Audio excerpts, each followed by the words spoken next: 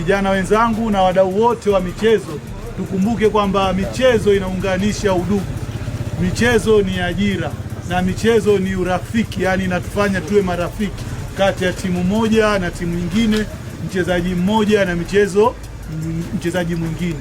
Kwa hiyo tutakapocheza michezo yetu hii baada ya kuizindua rasmi hapa, niwaombe sana kama ujumbe wa kwenye mipira unavyoonyesha, fair play.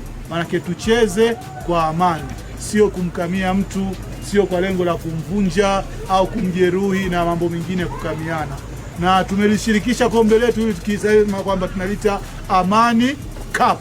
Amani Cup maana yake kwamba tulete amani kwenye michezo, itufanye tuwe udugu, tushikamane zaidi.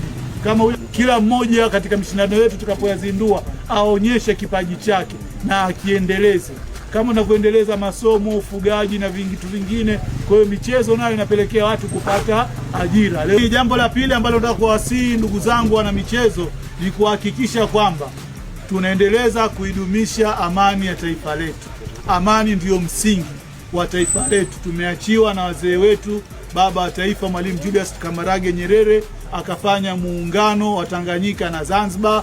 Tumekuwa taifa moja, hakuna nijitambulisha mimi Mzanzibari, mimi sijui Mtanganyika, sote ni Watanzania. Kwa hiyo na sisi michezo tuendelee kudumisha falsafa ya umoja na amani ambayo umetuachia wazee wetu, waasisi wa taifa letu, mzee wetu, baba yetu wa taifa Mwalimu Julius Kambarage Nyerere.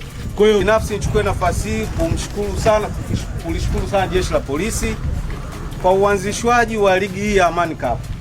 Jeshi la Polisi limefanya kitu kikubwa mno kwetu sisi wananchi wa kata ya Mpitini. Tunakwenda leo kuonyesha uwezo wetu uwanjani, namna ambavyo mpira unapigwa, namna ambavyo kila mtu anatafuta ushindi wa haki na wa matokeo mazuri kiwanjani kwa uwezo wake. La kubwa, tunamshukuru tu Afande Hassani kwa kufanya tukio kubwa kama hili. Ametuleta hapa na sisi leo tunaona mpira unaandaliwa na Jeshi la Polisi. Jeshi la Polisi oye! Jeshi la Polisi safi!